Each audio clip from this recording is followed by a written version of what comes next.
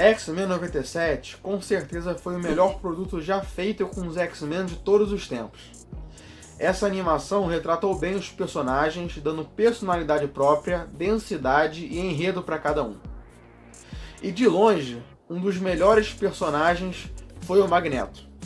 Seu modo de pensar foi bem desenvolvido, explorado e ele teve motivos para fazer o que ele fez. E é exatamente sobre isso que queremos falar nesse vídeo. Como o Magneto se tornou um dos melhores personagens de X-Men 97. Agora, vamos pro vídeo! Desde os primeiros 2 episódios que nós tivemos um deslumbre de como seria essa animação. Diferente do que eu pensei, o desenho não está preocupado em falar sobre o mundo de 1997, que curiosamente foi quando eu nasci, tá? Mas na realidade, a série está preocupada em falar sobre o mundo de 2024. E eu posso provar isso a partir do discurso do Magneto na ONU. Nessa cena, vemos um discurso coerente, centrado e cirúrgico do Magneto. Ele simplesmente ataca a sociedade humana, como conhecemos, dizendo que se você nascer fora do padrão, você será perseguido, odiado e até exterminado. E isso que ele falou tem muito embasamento, tá? Porque, por exemplo, pessoas com deficiência, como eu, que sou autista, sofrem esse tipo de segregação na sociedade. Nós somos, a todo tempo, vistos como incapazes, como se nossas vidas fossem um fardo para as pessoas, para nossas famílias. E em muitos momentos da sociedade, fomos vistos como um fardo para o próprio Estado, e por isso fomos exterminados sumariamente, como o que ocorreu com as pessoas com deficiência na Alemanha nazista. Fomos um dos primeiros grupos a serem exterminados e segregados, simplesmente por sermos quem somos.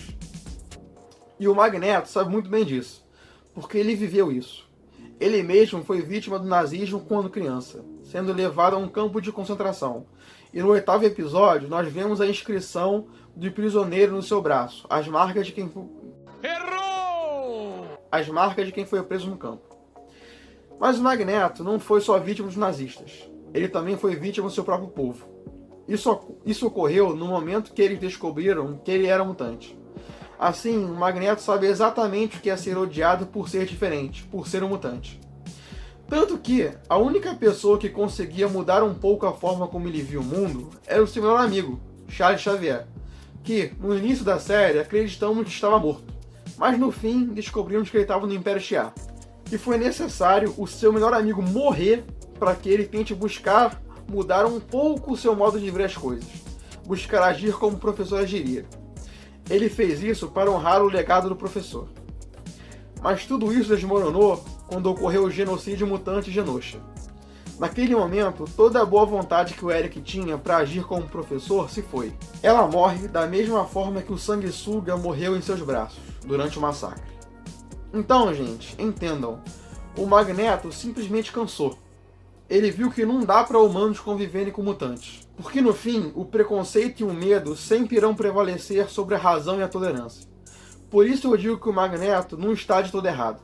Ele tem seus motivos, e são excelentes motivos, para pensar como ele pensa, para agir como ele age. Tá, mas por que isso torna o Magneto um dos melhores personagens da série? Simplesmente porque de todos os personagens, ele que teve o melhor arco. Ele começou a série como alguém que estava disposto a tomar um caminho diferente, a não ser mais um vilão. Nós vimos isso, como eu já disse, nos 2 primeiros episódios. E tudo levava a crer que o Magneto iria ser o líder dos X-Men até o fim. Mas tivemos um episódio que foi aquele responsável por fazer a trama andar. Aquele que fez tudo ir para o espaço, literalmente. O 5º episódio sobre o genocídio de Genosha.